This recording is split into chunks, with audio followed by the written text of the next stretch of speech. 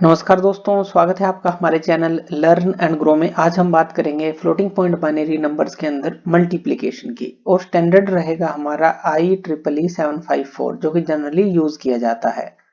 तो यहाँ पर मल्टीप्लिकेशन को देखेंगे, एडिशन सब्ट्रैक्शन वगैरह सब कुछ हमने देख लिया है, उसको हमने अच्छी तरह से समझ भी लिया है।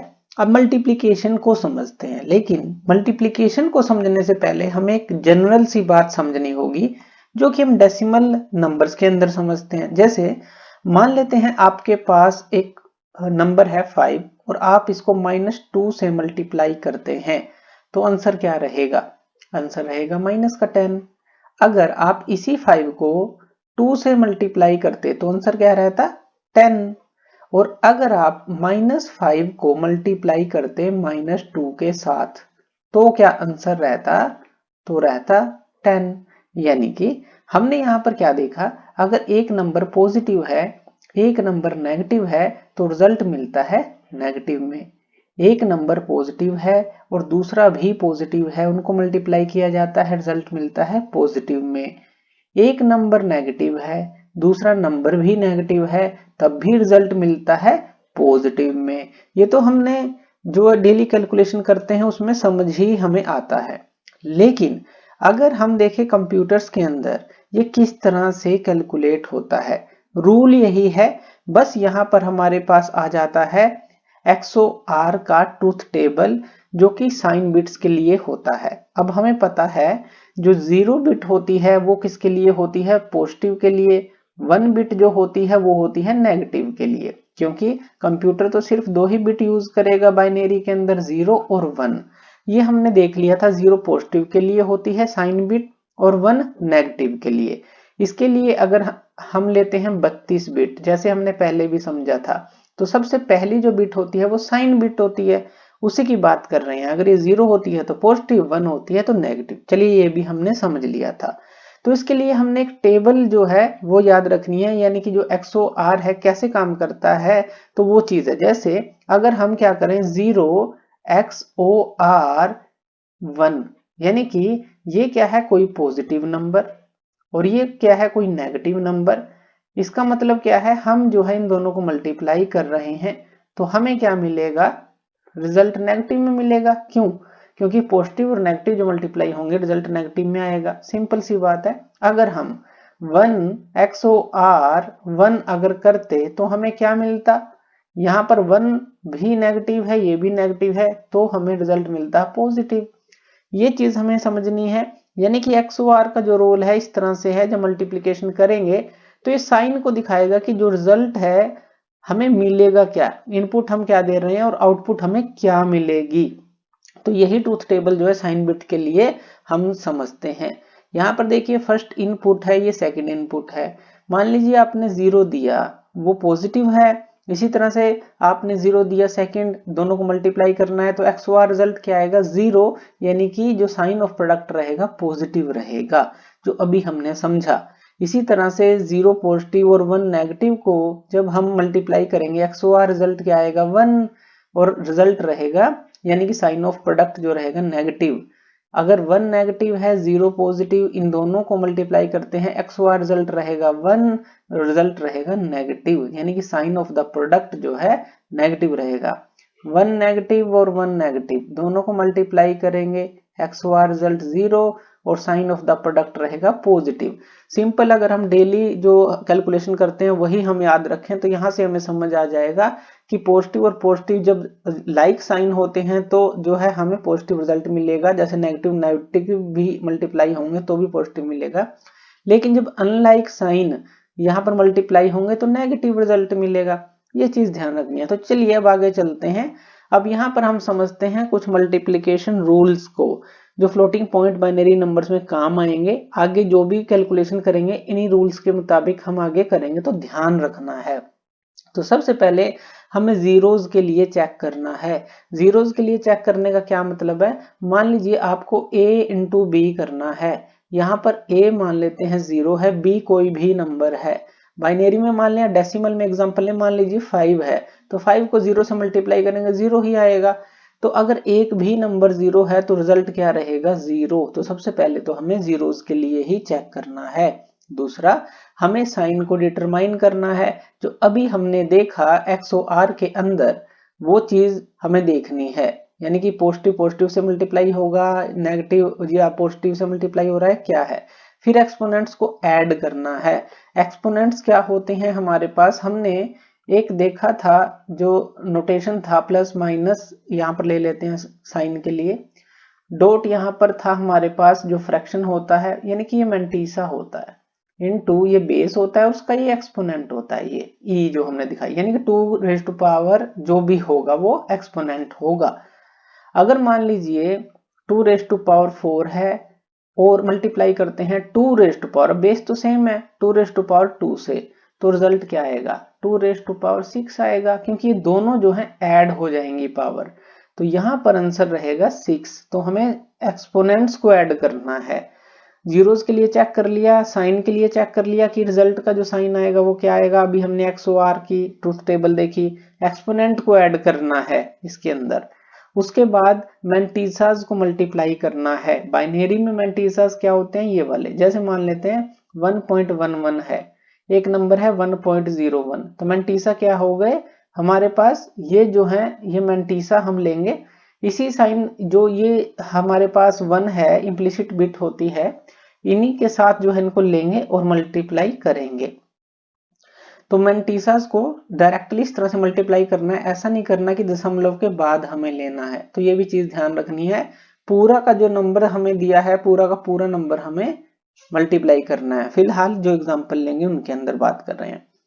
फिर हमें रिजल्ट को नॉर्मलाइज करना है। नॉर्मलाइज करने का क्या मतलब है, जैसे मान लीजिए 10.11 कोई रिजल्ट आ गया, तो हमें इस दशमलव को इस तरफ लेके जाना है, 1.011 इसको करना है।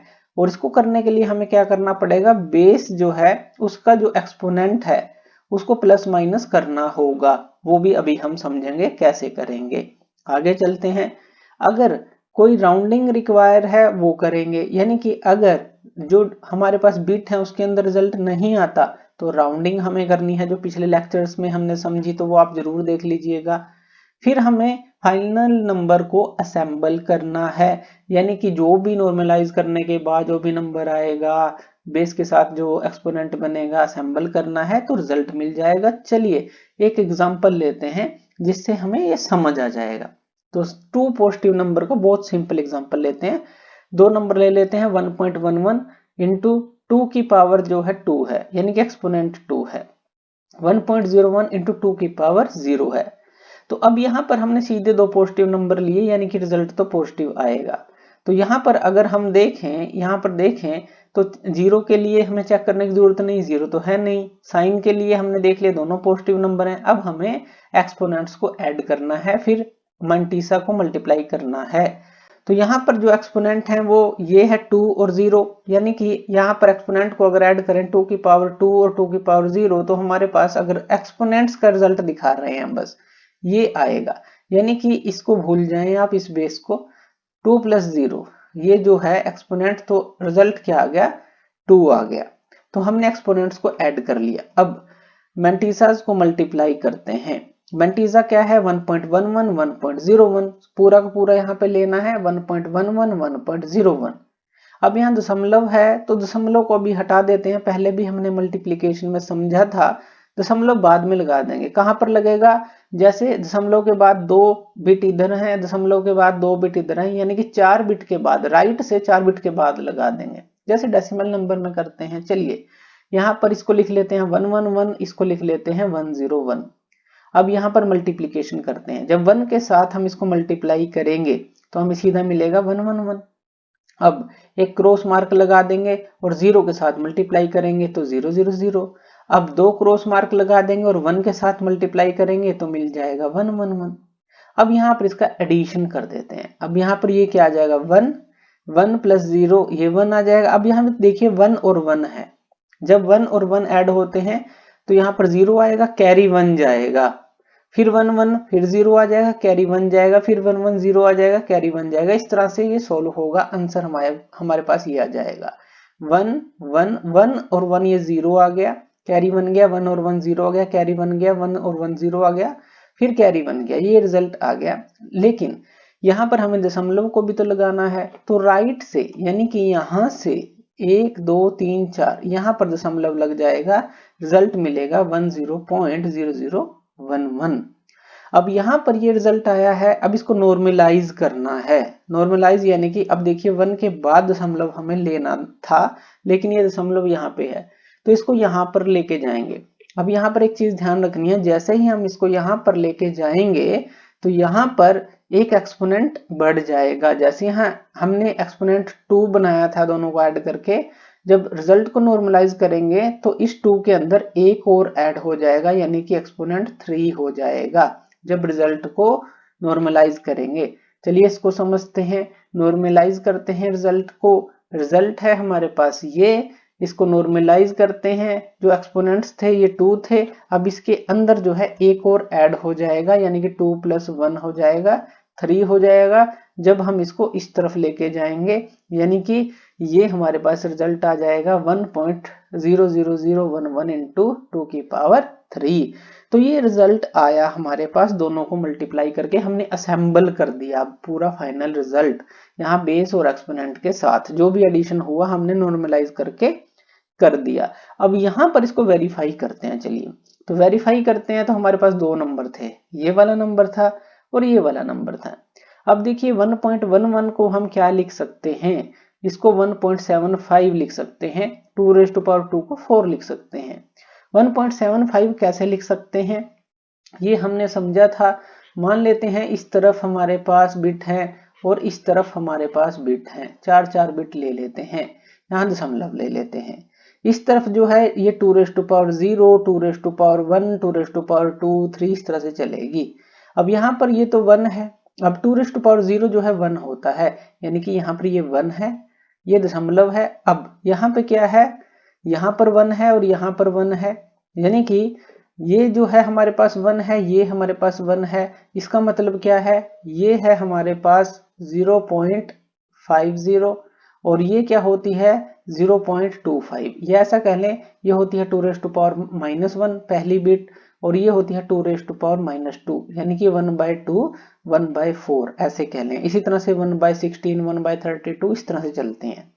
इसका मतलब होता है 0.50, ये है 0.25, दोनों को ऐड करेंगे 0.75, तो 1.75 इंटू 4 हम करेंगे तो हमें मिलेगा 7, यानी कि दोनों को मल्टीप्लाई करके डेसिमल नंबर में वेरीफाई कर रहे हैं इस रिजल्ट को। अब यहाँ पर यही क्या होगा, जैसे 1.01 है तो यानी कि 1 पॉइंट ये 0 है, ये 1 है, ये क्या है 1.25 एक तरह से 1.25 इंटू 1 करेंगे। ये सब कुछ हम पिछले लेक्चर्स में समझ चुके हैं, तो वो लेक्चर आप जरूर देख लीजिएगा, सारे बेसिक क्लियर हो जाएंगे। तो 1.25 इंटू 1 ये क्या आ जाएगा 1.25। अब यहाँ पर इन दोनों को मल्टीप्लाई करना है, दोनों को मल्टीप्लाई करेंगे तो हमें मिलेगा 8.75। तो क्या ये भी 8.75 है, इसको भी चेक कर लेते हैं इस पूरे नंबर को। तो यहाँ पर देखिए ये क्या है हमारे पास, अगर हम 1 के साथ ये प्लस करें, ये 1 हो गया प्लस, अब ये देखिए ये क्या है, ये 2⁻⁻1 2⁻⁻2 2⁻⁻3 ये 2⁻⁻4 है, यानी कि 1/16।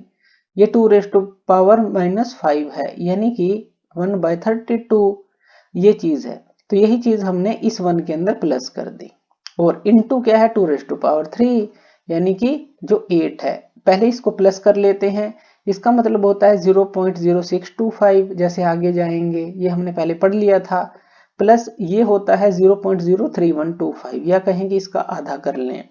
इनको ऐड कर लेंगे, ऐड करने के बाद हमारे पास ये आएगा, इसको हम अब किससे मल्टीप्लाई करेंगे 2⁻3 से, यानी कि 8 से। इसको 8 से मल्टीप्लाई करेंगे, आंसर आएगा 8.75। तो इस तरह से हमने चेक किया कि जो मल्टीप्लिकेशन था दोनों का 8.75 था, और ये जो रिजल्ट आया ये भी 8.75 हमें मिला, यानी कि रिजल्ट वेरीफाई हो गया। इस तरह से हम किसी भी मल्टीप्लिकेशन को जो फ्लोटिंग पॉइंट बाइनरी नंबर है उसको कर सकते हैं। ये तो हमने 2 पॉजिटिव नंबर लिए।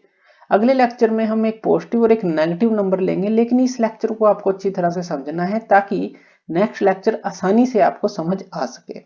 तो थैंक यू वीडियो देखने के लिए, और इसी तरह की वीडियोस के लिए आप हमारे चैनल लर्न एंड ग्रो पे हमें सब्सक्राइब कर सकते हैं। धन्यवाद।